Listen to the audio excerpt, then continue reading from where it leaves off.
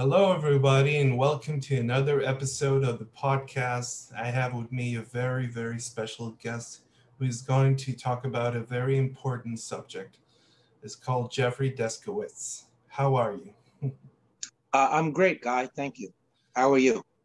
I'm good. It's lovely to have you on my podcast to talk about the subject, uh, of which we will get to later on. But can you tell me a little bit about yourself and present yourself to the audience? Yes, I am the founder of the Jeffrey Deskovic Foundation for Justice, which has as its mission freeing people who are incarcerated for crimes that they did not commit and pursuing policy changes aimed at preventing that injustice from happening in the first place.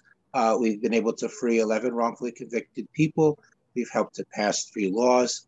As part of a bigger coalition called It Could Happen to You, we were able to pass 5 additional laws. We have chapters in New York, Pennsylvania, and California. So 3 different states in the United States, which I'm active in and an advisory board member of that coalition. I have a master's degree. My thesis is written on wrongful conviction causes and reform. And I am an attorney as well. And I arrive at all of that advocacy work with that life mission of freeing innocent people and the policy work and broader justice reform because that happened to me. I spent 16 years in prison from age 17 to 32 for murder and rape, which I did not commit. I was wrongfully convicted despite the DNA not matching me. It was caused by coerced false confession, prosecutorial misconduct, fraud by medical examiner, terrible public defender. I lost 7 appeals. I got turned down for parole. And ultimately, I was exonerated through further DNA testing, which established my innocence and identified the actual perpetrator who was subsequently arrested and convicted of the crime. Yeah, you have quite a wool, let's say, to weave. Shall we say? If I'm not totally trashing that phrase, but you have a wool to weave. If I don't know, I can't Yeah. remember what's the correct phrase, but it doesn't matter. What matters is the subject at hand, and it is your amazing and haunting and frightening story that should be on the minds of a lot of people because it's something that you do not accuse a person of something like this casually or randomly. It's something that the law has to take to consideration, and police work has to be done in a very thorough manner of collecting evidence with no subsequential, let's say, evidence and stuff like this that are presented on the jury date. So I want to, before we get to that, I want to keep the anticipation levels high and talk a little bit about your titular years. How did Yes. you? So I grew up in Peekskill, which was in Westchester County, New York. It was the suburbs. It was apartment complex. I would consider it to be middle class and ethnically diverse. I didn't really think of it that way at the time, but really, in a lot of ways, I kind of lived double life. So in school, the kids were a little bit older than me. I really was not into drinking or partying or organized sports or even chasing girls. I don't, but so I was quiet to myself in school. That made me stand out. I guess you might say I was somewhat on the fringes of the society in the high school.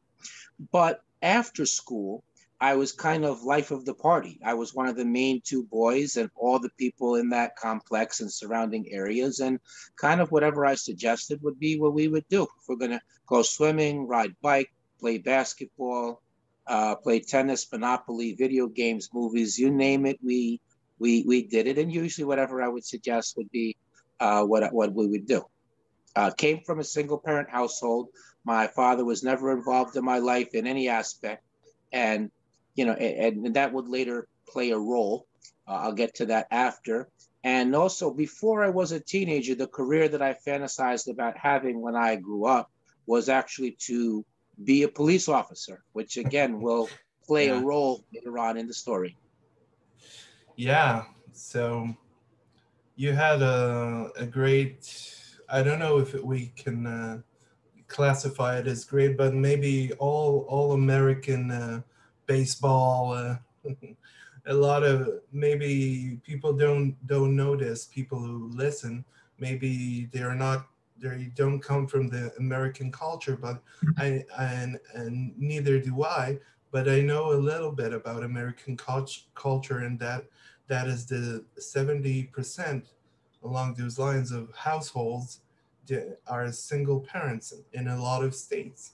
Yes, in Yes, America, in the United States, and it's a normal thing to have a single parent and have to have your dad go out for to buy cigarettes and never come back.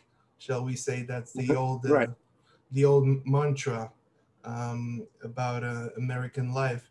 So so can you tell me where things went a little bit awry?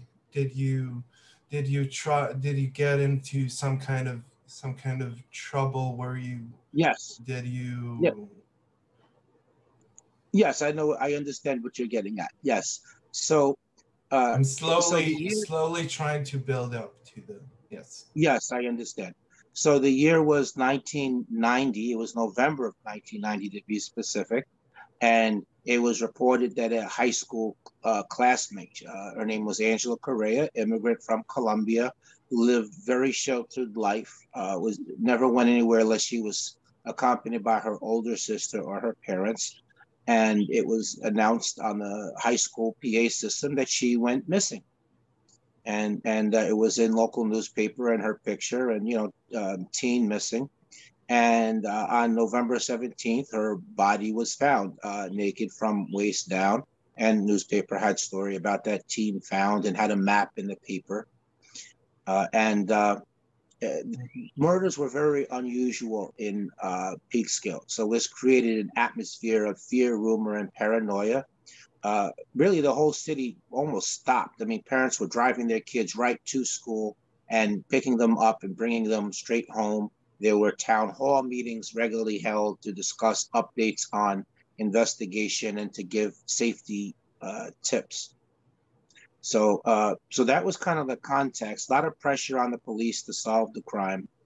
At some point, the victim's family went to the Mm. state police and asked them to take over the investigation because they didn't feel like the Peekskill police knew what they were doing or were that experienced. State police did not take over the case, but they did contact the Peekskill police. So that kind of ratcheted up the pressure.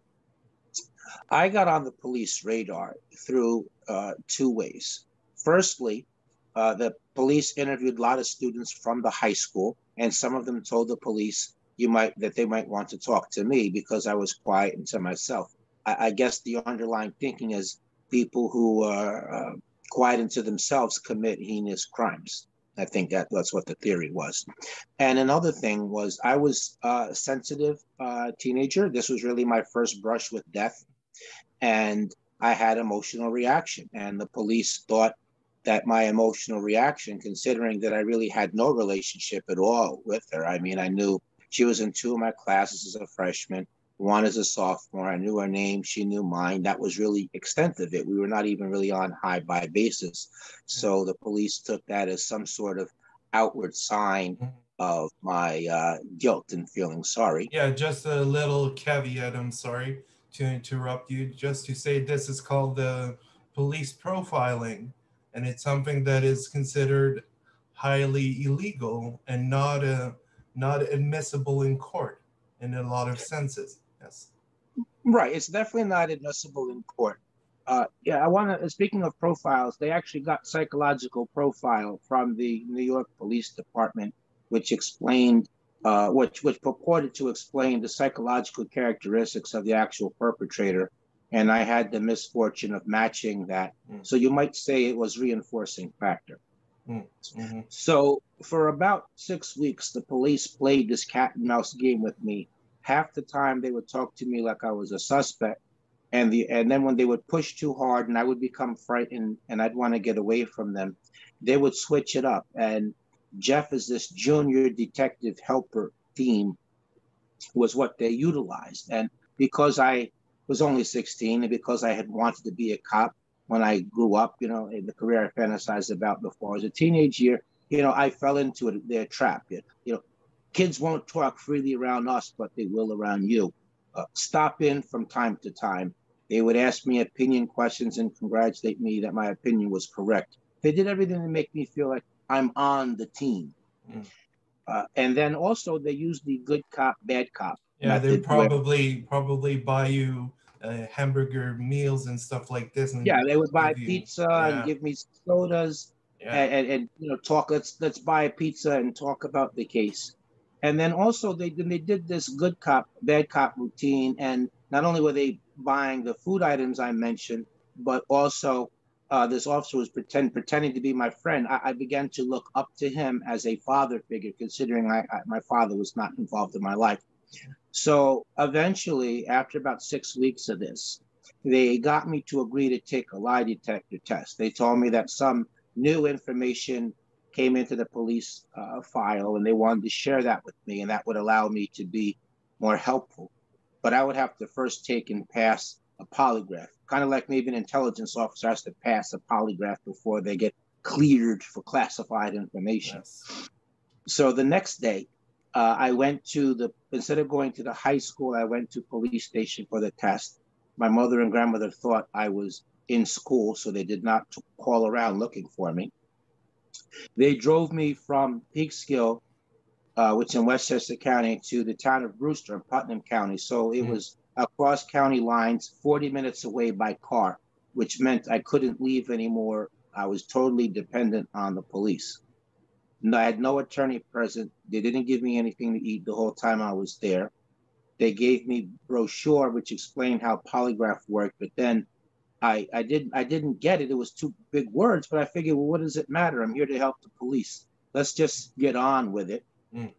The polygraphist was a Putnam County Sheriff's investigator, but he was dressed like civilian. He never Mm. identified himself as a police officer. And Mm-hmm. even in transporting me across county lines, they put me in the car by myself with the officer pretending to be my Mm-hmm. friend with the other two following.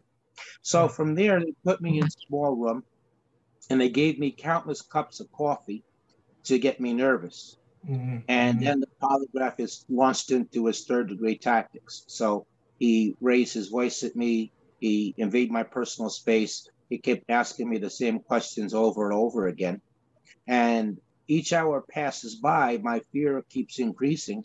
And as I remember, I was not used to talking to adult males, much less the way that this polygraphist was conducting Mm-hmm. himself. And Mm-hmm. again, I was 16 years Yeah. old. Yeah. And he kept that up for 6.5 to 7 hours. Yeah. Yeah. Towards the towards the end, he said, "What do you mean you didn't do it? You just told us through the test that you did. We just want you to verbally confirm it." And Mm-hmm. when he said that to me, that really shot my fear through the roof. And then the officer, pretending to be my friend, he came in the room and told me that the other officers are going to harm me, but that he's been holding them off, but he can't do Mm-hmm. so any longer. That I had to help myself. Then he said, "Look, just tell them what they want to hear. They'll stop what they're doing. You can go home after that. You're not going to be arrested." Being young, naive, frightened, 16 years old, not thinking about the long term, only concerned with my safety in the moment. Yeah. I was in fear of my life. The fact that I didn't know where I was and no one else did either loomed very large in my mind. I was overwhelmed emotionally and psychologically. And then on one hand, he's thrown this possibility of harm in the air, and on the other, he's thrown me this false life preserver. So Mm. I made up a story based upon the information which he had given me in the course of the interrogation. By the time everything was said and done, I collapsed on the floor into a fetal position, crying uncontrollably. Yeah. And obviously, I was arrested. I was charged with a murder and rape. Hmm.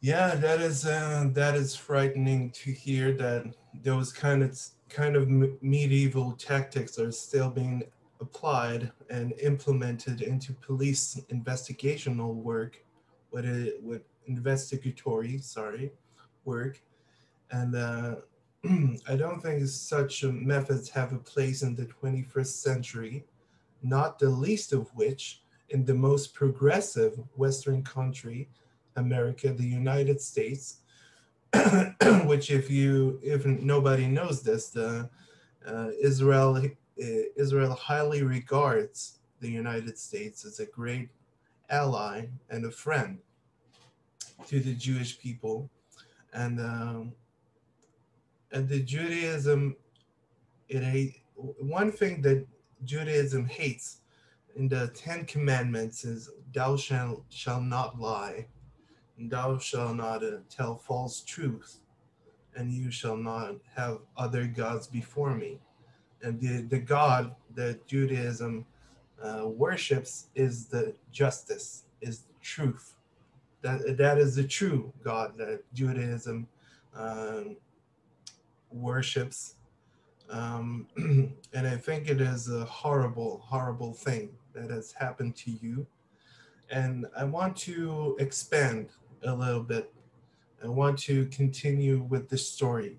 So, between the time that you were suspected and were forced under, you were coerced to sign this confession, what is what did you see? What did they tell you? What was there something actually solid, some kind of solid evidence that shook you to your being and say and threw you off course, shall we say, and they were trying to make you feel that you were actually guilty, and your memory was starting to fade a little bit.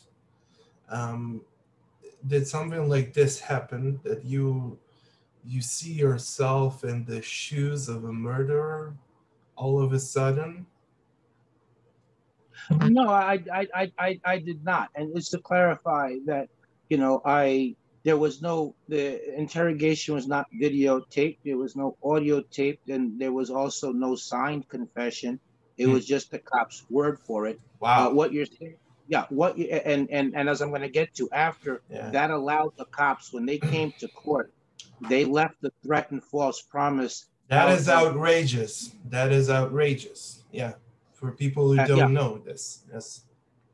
So before the trial, the DNA test result came in from the FBI lab, which showed that semen in the victim and around the victim did not match me. But instead of acknowledging they made a mistake, they kept going with the case. Mm. So the prosecutor got the medical examiner to commit fraud, to make a story up. So, just for people who don't know when they're listening, when they do autopsy, they're supposed to make written and audio notes when they exhume the body and determine cause of death. So, 6 months after making this report determining cause of death, once the DNA didn't match me, the medical examiner claimed that he remembered that he forgot to document medical evidence that he said showed the victim had been promiscuous. So, in other words, in order to wrongfully convict me, he was willing to trash her reputation. Victim's family was not coming to court, so they had no idea what was being said about her in court. Taking it a step further, the prosecutor mentioned another youth by name that he claimed must have slept with the victim, but he never tried to prove that. So, to make that argument, to do it properly legally, you would think that he would ask this other youth for DNA sample. He would call him as witness to say that he slept with the victim, but he didn't do any of that. He just made unsupported argument to the jury. And my attorney that I had, which was a public defender because I could not afford to Yeah. hire a private lawyer, he essentially did not defend me. So he literally never asked a question of this medical examiner. He never explained to the jury the significance of the DNA not matching me. He never used it to challenge the confession, to argue that it was coerced and false. He rarely met with me. One time he told me he didn't care if I was guilty or innocent. Hmm. Another time, he another failing of him was that he should have never represented me because of conflict of interest. So the other youth that the prosecutor was falsely saying had slept with the victim Hmm. was was represented by that same public defender agency, Hmm. and specifically by the Yeah. lawyer supposed to be supervising him on my case, and so that Yeah. prevented us from It's calling him as also, yeah, I'm sorry to cut you off, but I'm just trying to, for our audience who are not well versed in legal terms in the legal world, um, it's not uncommon for a public lawyer, for one defender to represent multiple suspects in the same case. It's not uncommon. I know in Israel there are cases of rape, and there is one or two public defenders that defend all the suspects, and you have six or eight of them. So it's not uncommon. Yeah, it's also a bug in the system. Yeah. So, in terms of the confession, so for context, there is 80% conviction rate in a case that has confession, because the general public, which the jury is made up of, generally don't believe that an innocent person could falsely confess. So, if you're defending that kind of case, you have to answer that confession. You have to explain the confession. You have to try to disprove it, and and bring it all together in your closing argument. But he didn't do that. He didn't do any of it. He would not allow me to testify. He Mm-hmm. did not call my alibi. I was actually playing wiffle ball with one of my Mm-hmm. friends after school when the crime Yeah. happened. So then again, not to go into a lot of legalese, just trying to keep everything simple. But because polygraph results are not reliable, they're not admissible in court. But the judge, despite that, the judge kept allowed the polygraphist several times to keep telling the jury that I failed the polygraph. And lastly, the victim's clothes were put into evidence, including Mm-hmm. her bra, Mm-hmm. which was important because one of the statements that they coerced out of me, I said that I ripped her bra off. Mm-hmm. And there's some bras, the way they're made, you cannot rip them off. And the jury asked to see the bra. And that's when the judge said to us that the clothes, including the bra, had been left in the courtroom over the weekend, and that the janitors apparently thought that it was garbage, so they threw it out. Mm-hmm. Yeah. Yeah. So, added all up, I was found guilty of murder and rape, which I did not commit. I couldn't believe my ears. That I just missed the word not. And up until that point in time, I thought that only guilty people were convicted. On day of sentencing, I begged the judge to overturn verdict because I was innocent, and I referenced the DNA. And he told me on the record, he said, maybe you are innocent. Mm-hmm. And you would think that if a judge thinks that, the next thing is, well, you have to find a way to overturn conviction, which he could have done by reversing any of the rulings he made against me. But instead, he took easy way out, which was to give me 15 to life sentence, which I was sent to men's maximum security prison to serve because I had been charged as an adult, tried as an adult, and sentenced as an adult.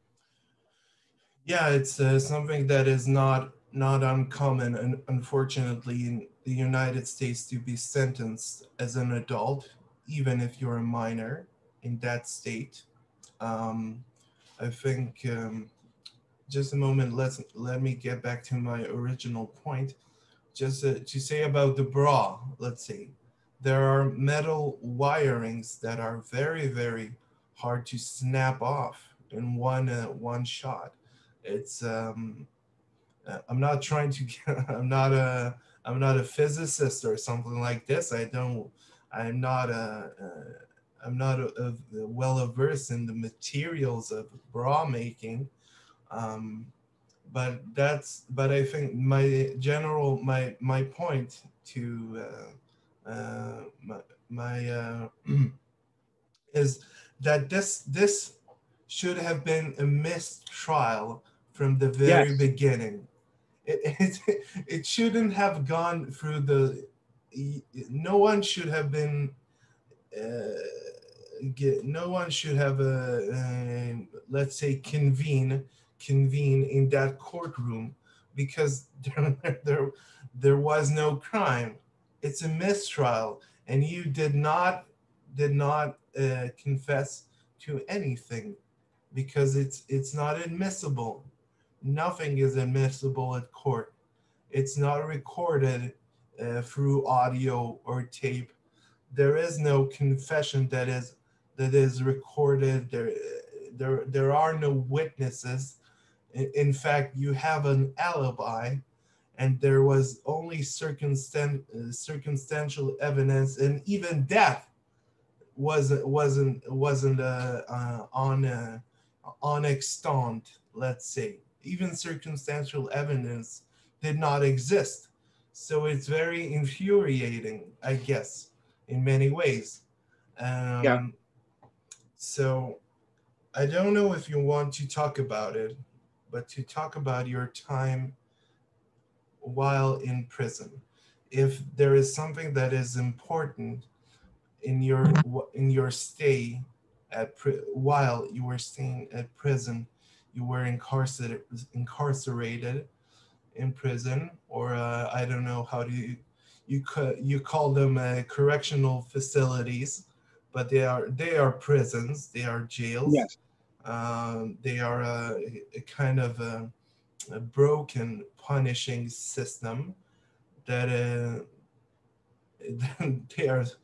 It's such a broken system, especially in the United States, where there are very, very serious crimes being committed by a small percentage of the population. So, can you speak to your years inside the prison? What was the experience like? Are there kind of occurrences that pop into your mind every now and then that shaped who you are as a person after getting out of prison? Yeah. There were 3 or 4 stabbings or cuttings in prisons every day. Plenty of violence that did not involve weapons. A lot of gang activity. There's vigilante mentality towards people who are convicted of sex offenses. So I always had that worry on the back of my head. Yeah. I was beat up 6 or 7 times by prisoners who thought that I was a rapist. Mhm. They had system of maintaining order in prison. If you were found guilty of breaking prison rule, then they would keep you in the cell 23 hours a day. They would send you less food. Sometimes you would be 3 or 4 days old. You could only go to recreation for 1 hour by yourself with maybe pull-up bar in it if you were lucky. You could not go to the store and buy food items, and you could not use the phone. And because I always look, I was 17 years old. I'm not a fighter, okay? I'm not a tough guy, and I lost, okay? I lost almost all the fights, okay? And but because I was attempting to defend myself, then as far as the prison was concerned, I was fighting. Yeah. So the food was horrible in general. Sometimes it was burned. Other times it was not fully cooked. A lot of the guards were verbally abusive. Mhm. There was some that were professional and did their job, and there was a few that were nice. But those they never nobody not those officers nor their supervisors nobody ever reeled in the ones who were acting unprofessional. Like everybody knew what was Mhm. going on, and they all Yeah. just turned because it's us against them. My mother came to see me. I had several sets of aunts and uncles, but in the last 5 6 years, I was lucky if I saw my mother once every 6 months. My aunts and uncles that came, several sets of them, they'd come, disappear for 3 years, come, disappear, and repeat like that. So in a lot of ways, now though not literally, though not absolutely, but in many ways, I essentially did the time by myself. My grandmother passed away 6 years into my wrongful imprisonment rather. The prison authorities attempted to force me to take and complete the sex offender training program, Mhm. which kind of like the AA program requires that you admit guilt, but they Yeah. wanted you to guilt to instructor to prisoners in writing, all the details, and I refused to do that, but they tried to pressure me into doing that. And then when I went to the parole board, because I maintained my innocence rather than expressing remorse and taking responsibility, they turned me down for parole, and they ordered me to appear in front of them 2 years later. Now, I knew a lot of prisoners that had the same sentence I had, 15 to life, and they were now on year 25 or 30, just going parole board, being denied, and having that continue. And I thought at that point I was going to die in prison. I did take advantage of the limited educational program, so I got GED. I learned to type. I learned general business, which had to do with using computer in the workforce. I did food service. I learned to paint. I did plumbing. I went to college. I got associate's degree and completed year towards the bachelor's, but then the funding was cut for college education for prisoners. So even that silver lining was taken from me. In terms of how I survived, definitely belief in God. I used to go to law library to learn the law, and that gave sense of comfort. I used to read uh, cases of other people who were exonerated to keep going for inspiration. I played sports like basketball, ping pong, and chess. But when I was playing, I was pretending like to be a professional player, but not like kids. I was more like I needed to get out of the prison for a couple of hours mentally, so I engaged in this delusion. And Yeah. another thing is from 1998 to 2006, I read books. I read like three or four nonfiction books a week, and I wrote letters looking for help. So everything I did in prison, I tried to orient it to have some kind of potential benefit for when I regained my freedom, rather than just wasting my time. Mm. Last quick couple of things I want to mention, I'll be quick, is there was another wrongfully convicted prisoner there named Frank Sterling.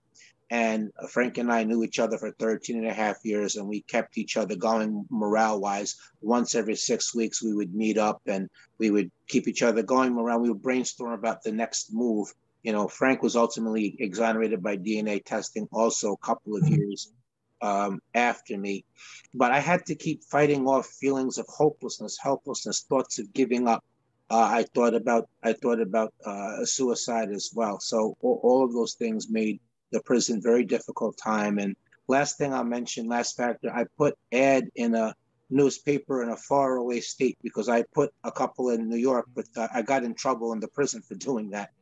And so Okay. Yeah. yeah, I'm looking for help to try to regain my freedom and have some contact with outside. And they wrote, I got in trouble for soliciting, they said. So I put an ad in California, which was, 3,000 miles from New York. I thought it was pretty safe bet that they're not going to see it there. And Yeah. somebody wrote me back that had been a crime victim, and he helped me morale wise the last 2 years. I mean, I was openly asking him in letters, should I quit? Should I give up? Should I just commit suicide? And he always encouraged me. This was a stranger that I didn't know from anywhere. Yeah. So it was terrible time in prison. And even though I just told you how I survived, in some ways I still look back at the situation even now and think this is really a miracle that I survived, even with all of those things. Mhm. So you maintained your sanity in a very courageous way to be able to go on after being accused, after unfortunately losing your your grandmother while being in prison. Um, so how did you find, above all, there is something, there is an X factor, let's say, that there is something that is called hope, Yes. and the hope is a fickle thing. It is very slippery, let's shall we say, because you can find it in the most menial things, most ordinary everyday things, but you can find some kind of inspiration. So how did you find a solace, let's say, solace, sorry, Hmm. while in prison? I think Mm. all of the factors that I mentioned to you were really the solace just in the totality cumulatively. I'll share that, I lose 7 appeals along the way. Yeah, You know, yeah.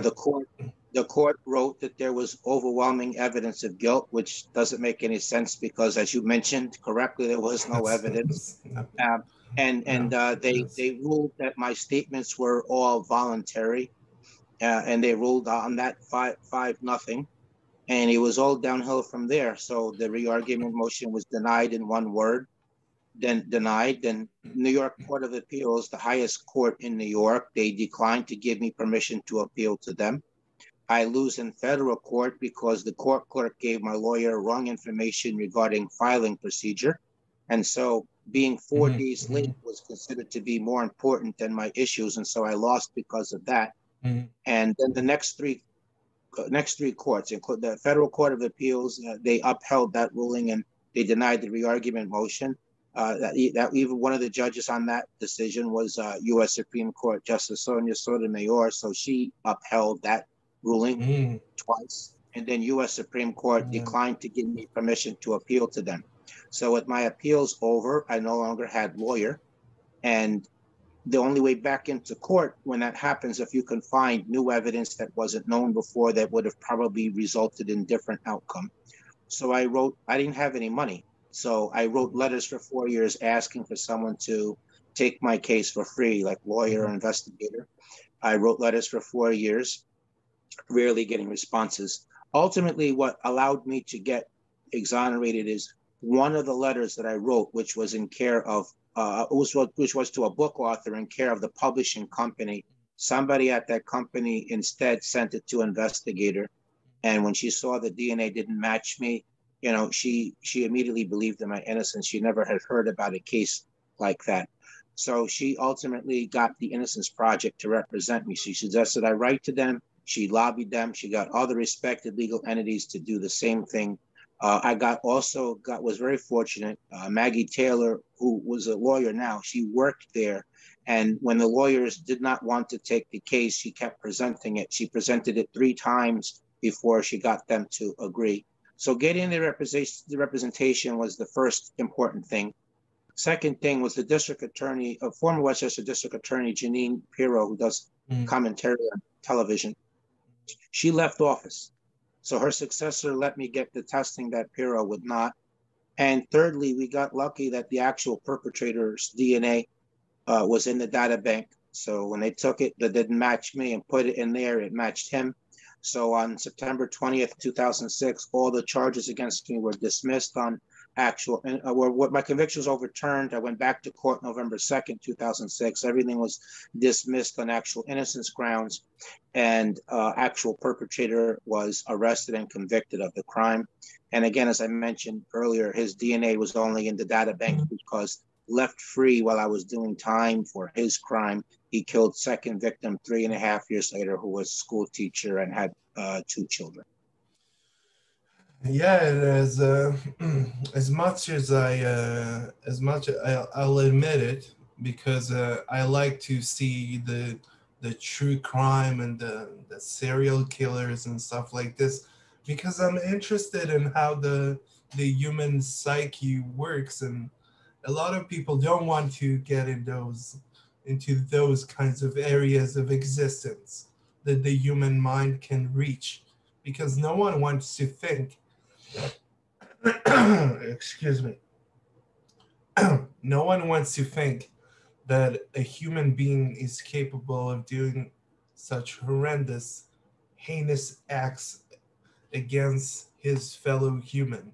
Um, so now we've talked about your childhood and your the investigation that you underwent, and afterwards the false imprisonment and your time in jail, and having your appeal rejected, denied 6 times, um, Seven, yes. seven, excuse me. Um, so now you're trying to make a change in this system after having gone through the ringer, shall we say. Yes. Yeah, let me share a little bit about difficulty in reintegrating, and then I'll come to making a difference if it's okay. Yes, of So course. I was released with nothing. You can seek compensation in most of the states, not all of them. Believe it or not, there are 14 states in the U.S. that do not have compensation. But fortunately for me, New York did have it. But it took me 5 years, and they just released me with nothing, and there was no help in between the point of release and when I got compensated. So, uh, in being released with nothing, I was always passed over for gainful employment because I didn't have job experience and technology was different.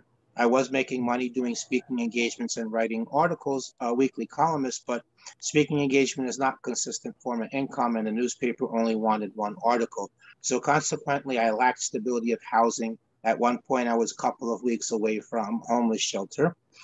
Technology was different. So cell phone, GPS, internet had not been it did not exist at the time I was originally imprisoned. Neighborhoods didn't look the same. The same people didn't live there, and the culture was different. So cumulatively, it felt like I was in a parallel world, a place that did not belong. I had to overcome the psychological after effects of my experience, PTSD, panic, anxiety, feeling of being frozen in time, feeling of processing things slower speed. There was stigma attached to me. I was in prison wrongfully for 16 years. Yes, but I was there for 16 years. So how much of that rubbed off on you? Is it safe to be alone someplace with you? So when it comes to personal relationships, that has proven and did prove to be obstacles. It was awkward experience when I would spend time with members of my extended family because I knew who they were from when I was young, but they had not come to see me or had minimally come to see me, and I was a different person now, and so were they. So that was another challenge.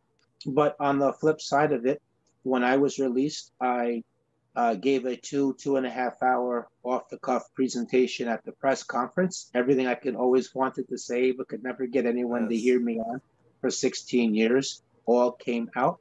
And I realized at that moment I could be advocate without necessarily being lawyer. So I began an advocacy career of speaking, writing, doing media interviews, meeting with elected officials. I got scholarship from Mercy College, which also gave me scholarship gave me scholarship and let me live on campus. So that was how I avoided homeless shelter. So I finished that year towards the bachelor's. I have master's degree from John Jay College, and I wrote master's thesis on wrongful conviction cause and reform because I felt like the extra credential would assist me in pursuing policy changes. Yeah. After about 5 years, I was compensated, and I wanted to be continue the policy work, public education, but also be able to free people. So I used $1.5 million from what I got, and I started Jeffrey Deskovic Foundation for Justice. I want to reach back and help people in similar position, kind of like Jewish saying, if you save one person, you save all of humanity. Entire So world, yes. yes, so we were able to free 11 people, and we did help pass 3 laws. And in coalition group that I'm part of, it could happen to you, we were able to pass another 5. At some point, it became not enough for me to sit in the front row of the courtroom. I wanted to sit at the defense table, represent some of the clients, make some of the arguments. So I embarked on going to law school, and I became an attorney. I've represented a few people. I've entered a few of our active cases now. I really have been able to position wrongful conviction and justice reform as about accuracy and justice, not anti-cop or anti-prosecutor. Definitely against cops and prosecutors that engage in misconduct and breaking law and not respecting Yeah, constitutional rights. But as of to the course. legitimate people in their professions, no problem with them. It's not a few bad apples. It's a heck of a lot more than that, or we Yeah. wouldn't have 2,805 exonerations documented in National Registry of Exonerations. But it's not everyone either. And I have been able to get buy-in from law enforcement. So for the last 7 years, I have co-taught the ethics class in Police Academy in New Jersey. I served on transition team for the incoming Westchester District Attorney for writing memos for how their conviction review unit should function. I served on Peekskill Police Task Force Reform Group, serving with the police chief and the county police officer, retired detective, and we were able to agree on policy changes aimed at preventing wrongful conviction. I've addressed judges. I did some training sessions for law enforcement in the country of Argentina. So I've gotten buy-in from law enforcement that way. And as individual advocate, not as part of my nonprofit, my endorsement's been sought and given in 11 different political races where wrongful conviction and broader justice reform was part of the policy plank of people running for office, including people running for district attorneys. So I have obtained that respect as as an advocate with a solid body of work. One of the questions I'm asked often is, am I angry? And my answer to that is no, because I want to enjoy my life as much as I can, and I cannot do that if I'm angry or bitter.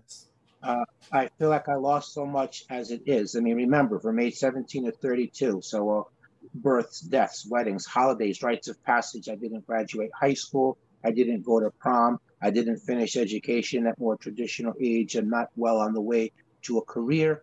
I'm not, don't have family. So the loss is tremendous and incalculable. But why amplify that? Why amplify that by giving rest of my life? And look, if I was to take the low road, it's not like I would be affecting anybody anyway. I would be the only loser in that scenario. So for all those reasons, I'm not angry. I take that energy that I feel and I channel it into the advocacy work. I make sense of what happened to me by my knowing that my purpose in the world is to free wrongfully convicted people, make the system more accurate, and the broader justice reform. And consistent with that, my dream is to one day have a chapter of the Jeffery Deskovic Foundation for Justice in each state in the U.S. and ultimately in every country, because I see wrongful conviction as a worldwide problem, not a U.S. problem in particular. And countries where we do not hear about wrongful conviction, it's not because they're not happening, it's simply because nobody's being exonerated, nobody's working on it. Some countries' justice system is so primitive that there is no way to introduce new evidence to a court. Yes. So that's ultimately the dream, and I hope to heighten my profile more. But listen, that seems to be more effective tool for the struggle. My head is right size, my feet are on the ground. I'm only a tool. I'm trying to walk in a way that God would be happy with me in trying to be pleasing to Him. So that's what my life is about. That's my movement.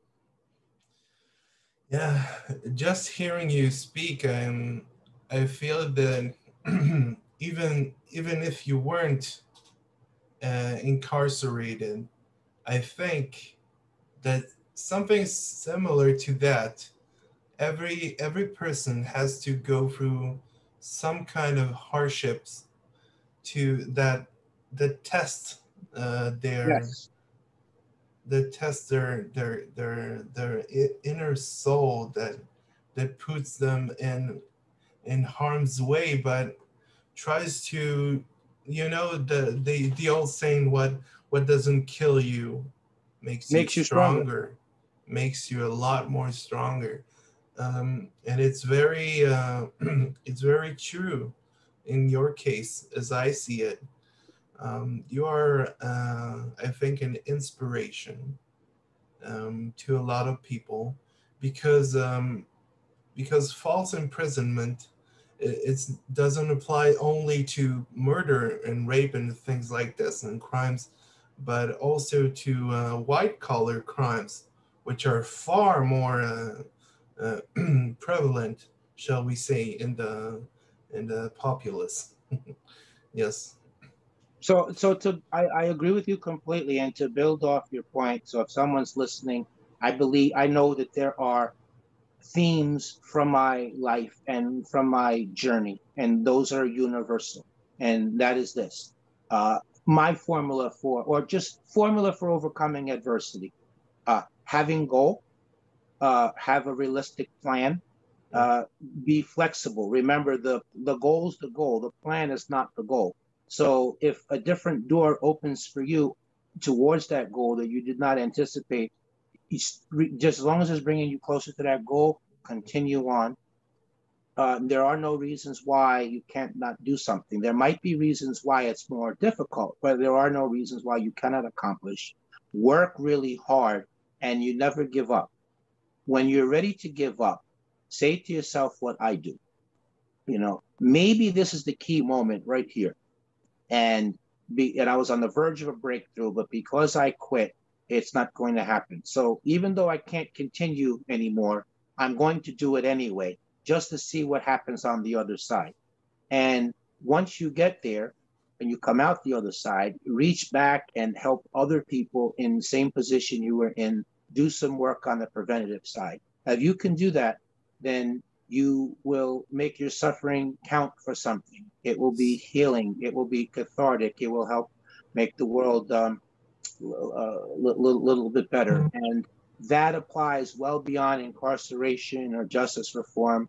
I know that that would apply to, say, somebody homeless or domestic abuse survivor, sexual assault victim, somebody who has debilitating illness, someone who suffered racism, another person who was discriminated against, and anything else you want to apply it to of tremendous magnitude down to the smallest challenge. It's universal. And so I would like people to take that theme from me. And one day, maybe I'll hear about other people doing really meaningful, great things in the world. And I can feel good, that I helped to throw that pebble in the water and it indirectly set somebody else in motion to doing something good in the world.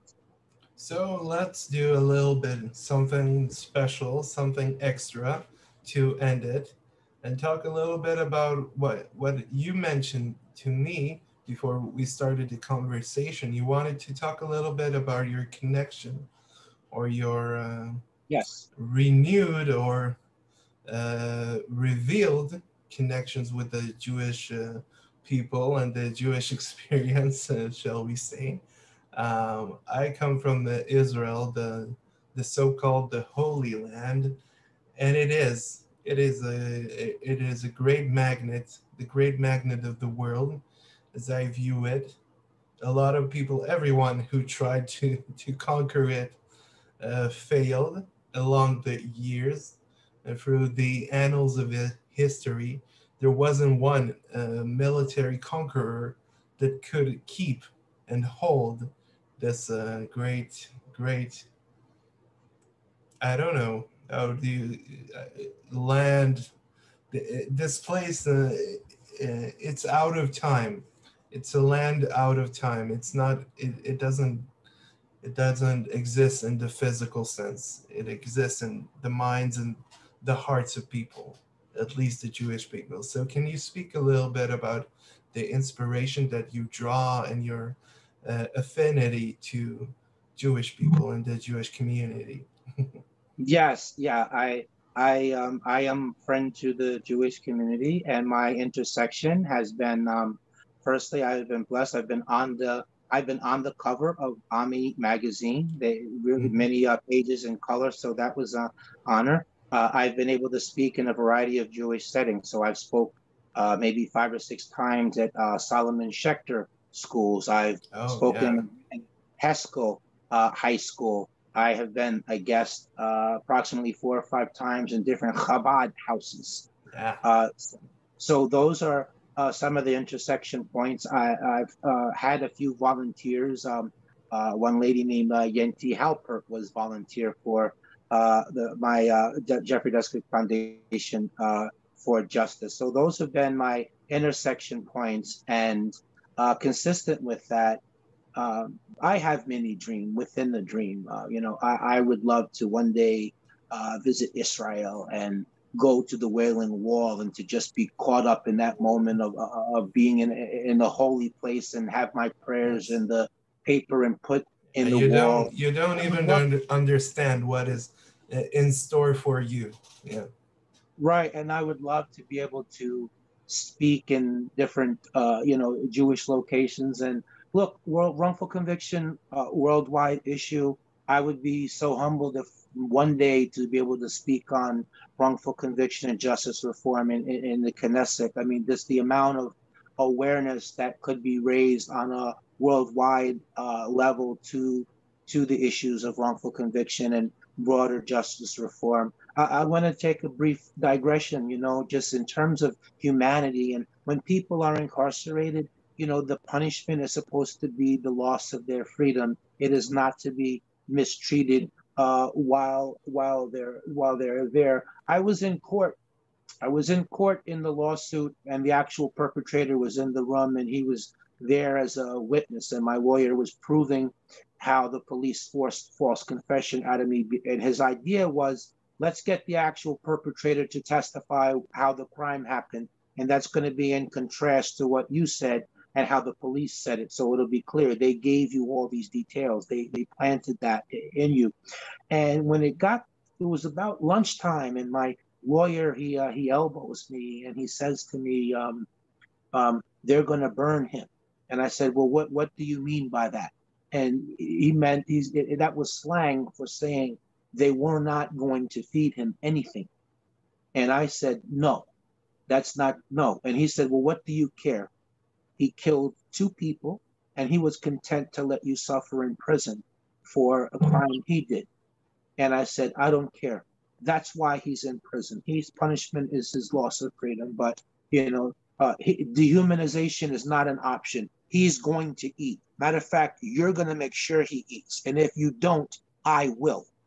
And he came back in after the lunch break. That was the first question my lawyer asked him. And he confirmed that he ate. So I felt so good about myself that day. And it really wasn't about him. It was just in retaining humanity and how we cannot lower ourselves. And too many times in prison systems, it is a devaluing of life. It's no respect by the guards. They don't even try to stop and prevent the prisoner on prisoner violence. Medical care is terrible. Elderly people in prison where they're not able to obtain the medical treatment, the prison can't treat it. And this is even when 10, 20, 30, 40 years already have went by from crimes they committed, different people, and going to parole boards and being denied parole, even if someone can demonstrate rehabilitation, such thing as aging out of crime. And these are all people. Yes, when they're guilty, they do something wrong, they should pay 1,000%. But once they have paid their price and they have been rehabilitated, what's the sense you're going to keep somebody 70 years old in prison or 80, and for something they did when they were much younger person? And I saw prisoners, I saw some people dying by that they would put in compassionate release, which is the prison medical officials determine they are terminally ill. And by the time the system makes a decision, they either passed away or they have 1 or 2 days left. So all those things and lack of college education for prisoners, I feel strongly about that. And all those things with the causes of wrongful conviction, outlining them, because those things are inadequately funded public defender and not videotaping interrogations, identification reform, better public defenders. These are things that are across the board and that all lead to wrongful convictions in many countries. And so to be able to get the attention that a Knesset visit would allow and to speak, I mean, that would just be otherworldly. I mean, I would just fall on my knees at that point, and just be caught up in the moment of the holy. But one day maybe it could happen, and would love to be able to do more media interviews with people of Jewish background, shall we say, because I do feel a love and an affinity for the Jewish people. And one of the books that I read that kept me going was Viktor Frankl's book. Yes. The Search for Meaning. Yeah, The Search for Meaning. Yes. It's a very popular, very well-known book. And everybody who is every snob in academia knows this book, and I'm a chief among them. I'm one of the snobs in academia. I have a bachelor's degree in English literature and art history, and an MA in general history and um, contemporary Jewry, shall we say? Yes. Mm. So it was a troublesome and lovely conversation at the same time with you, Yes, Jeff. And I think we can discuss more in the future if you want about I would love to other do that. Yes, other important social issues. And yes. thank you so much. Thank you so much. Thank you very much. Thank you very much for having me. And I hope that some people that have heard can join me in this mission. And I work 40, 50 hours a week. It's from the heart. I don't get paid anything. So 100% of anything that was raised would go to freeing other people wrongfully convicted. We have 10 active cases now, but we have another seven that are approved but are just waiting. We don't have capacity to move them. And would love to be able to do policy work in more than just three states. So if you're out there, if you're listening, if you're see, that's my biggest challenge is I don't have the network. And so I need third parties who can function as connectors. And I'm very trying, this is who I am, my body of work, here's what we've accomplished, here's where we want to go. So if somebody has some ideas or can help, I would really appreciate that. And that would really, and it's for other people, and it would be a big mitzvah for all the Yes. beneficiaries You of that. stole So thank you. you stole my words. I tried to tell you when you say that everyone has the right to be fed as a human being, to be nourished properly. And I said, you're doing a great mitzvah, even for a person who has committed egregious crimes against his fellow man and against humanity and the community itself. I think that's a great that is I'm I'm lost for the word exactly, but there is a nice word in English that roughly translates into to being able to be elated from to be above the basic animalistic um, primal uh, instincts that we possess as human beings, and that evolution has not extinct from our DNA all those years ago. And I want to thank you so much, and I'm terribly sorry for what you've been through, and because you're a lovely, wonderful person, very rational, very objective, in my sense, from what I gathered in talking with you. Mhm. And I want to thank you so much, Jeff. Thank you for reaching out and thank you for sharing your platform. And we'll Um, be in touch in other occasions. Would love to mm, take you up on offer and talk other social issues. But thank you for inconvenience also in terms of you. I know it's very late for you where you are, so oh, I it's fine. It's appreciate that as well. fine. I just want to thank you for agreeing to appear on my podcast and talk about this very, very important hot hot button topic and issue that people are need to be aware of, because you can simply say it will never happen to me, but you don't know that. Nobody's can be certain 100% sure that it will never happen to them, that they will be coerced to admit things that they were not, um, that are not associated with them and have no connections with them, no connection to them. And you cannot be certain for sure. Life is fickle and flows through time, and there are a lot of things that are going on behind closed doors in the public sector, and you're not aware of that. You have to have the height of hubris to think that you are above accusation and above guilt. And I have to say to people that You are not. I am not. Nobody is above justice. Yes. So I want to All right. thank you so much, and thank Sure. you so much for watching, and we'll see you on the next episode. Bye bye.